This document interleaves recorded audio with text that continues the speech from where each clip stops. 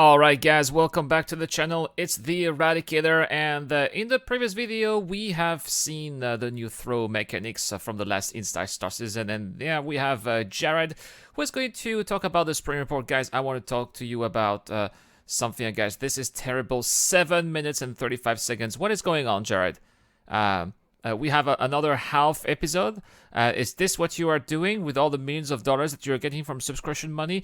I can't believe it. This is something that DG talked about also is inside Star Citizen live review. Like, content creators sometimes can post several videos a week, for little money. I make a Star Citizen video every day. And I'm not making millions of dollars. I don't have a budget of a multi-million dollar budget. Jared makes 1 or 2 videos a week, and what we are getting is just 7 minutes of content for the community regarding what's going on with Star Citizen. What is this? This is something that is not acceptable. I'm so sorry about the rant here, but and again, I'm not a subscriber anymore. Because I ran out of money, but I'm not gonna be a subscriber. This month I'm not gonna be a subscriber if I see this. Sorry, Jared. Sorry, this is just not something that. Anyway, let's move on and let's have a look at what is going on here with this little sprint report. Let's bring Jared like this, and let's see what he's going to tell us about. Improved throw mechanic is just one way that work on the upcoming Theaters of War is benefiting both Star Citizen and Squadron 42. And we'll be checking in with the actor feature and content teams again for more improvement as their work progresses. But up next, we've got a very special environmentally themed sprint report, so let's get to it. All right, environments. There was a very interesting environment AMA on Spectrum the other day. If you guys are interested, lots of other, Super Mac Brother talked about it, and Board Gamer. So I'm not gonna talk about it again on the channel, but and I thought that the AMA was like not really interesting. It was like, yeah, well, we don't know. Oh, this is something that we plan for future Star Systems. There aren't really any concrete. Basically, I had a feeling that this AMA was pretty useless. They were not really giving us actual information, or everything was really vague. It was lacking in details that could have made it juicy.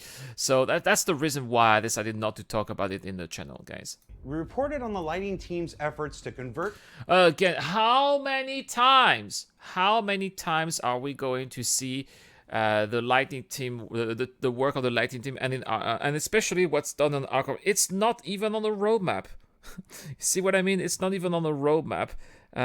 So I think that I want to see. I know that we're talking about environments, but can we please have something? How are they creating Crusader? That's what I want to know. What's going on with the Haron Halo? Can we see more of the planets of Pyro?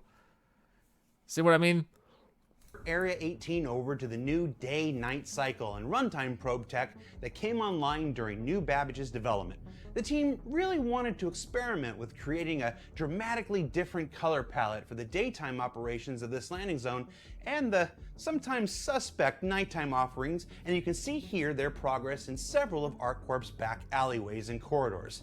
Just be careful where you go alone. And there's the thing right now. What do you mean? Be careful where you're going on. Right now, we don't have we still have the armistice zone, so nothing can happen to us. And this is something that I'm really looking forward to. When are we finally gonna have danger at landing zones? People having fights, bringing weapons. That's what we need, security coming in, and or NPCs or players creating riot, a bunch of securities having battles, in landings. That would be awesome. Why is it not something that we can have? Danger. What danger are we talking about? I don't want to imagine. I want something concrete. Above ArcCorp and throughout the Stanton system, concept artists are. Oh, what do we have here? Space station access hatch. Cool. Okay, so this is like leaving the station with AVA. Working out new EVA access hatches for space stations to support the upcoming EVA missions intended to take players out onto the surface of these mammoth structures for investigation, repair, and potentially even combat. Now, again, how is combat, FPS combat, going to happen outside of station when all of the stations have armistice zones? We need to get rid of armistice zones for that to happen. Otherwise, we're just going to have missions like the fix the oxygen dispenser at in prison, which is kind of boring, right? So another thing, let's get rid of armistice zones. It's way overdue. We'll learn more as the feature develops. Now, you won't be alone on the exterior of these stations, as work is currently underway on the addition of new defensive turrets to select locations, certain truck stops, and anywhere else that doesn't already have them, to keep them free from lawbreakers and other ne'er-do-wells. These additional defensive stations to those already found throughout the persistent universe aren't just to look intimidating, they're another step in the continuing evolution of the law system and the eventual removal of green zones from stations like finally they're talking about it. And the like throughout the Stanton system. Yes, I'm not repeating myself, but interesting to say that they are going to add turrets where at places that don't have turrets. So what are we talking about here? Are we talking about planetary outposts? Which would make sense, because sometimes we are being griefed, and that was something that happened the other day. My buddy Segin was trading on Lathan on Aerial, and I was like, this guy, I was shooting him just to scare him off, and it would have been very interesting to have a message like ceasefire or face immediate retaliation or something like that. If I had not ceased fires, the turrets would have fired at me, defending Segin, who was rightfully parked at that outpost. This is a great use that I hope is going to also come further down the line in the verse. Returning down planetside, early concept explorations are underway on the creation of homesteads. Oh, homes! Yes, finally.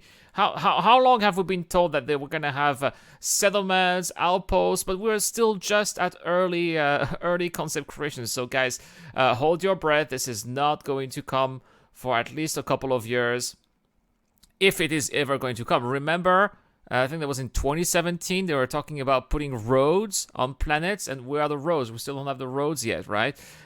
So hold your breath, guys. They're just padding the stream report to find something to show us. Habitats and homes for NPCs that may one day dot across the... I am totally digging some of the architecture. We can definitely see some influence from various sci-fi environments. We can totally see, Star Trek, obviously, and Star Wars too.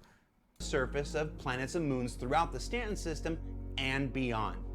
Now, these thumbnail sketches are an invaluable first step in any concept process, and as usual, they're explorations only.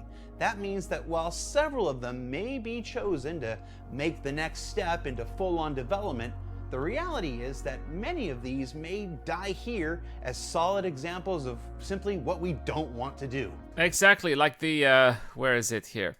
That ball here, that's not, I don't like it so much. there are quite a lot of interesting sketches here, but that one, no, thank you. We don't want to do. Such is the way for thumbnail sketches. Of course.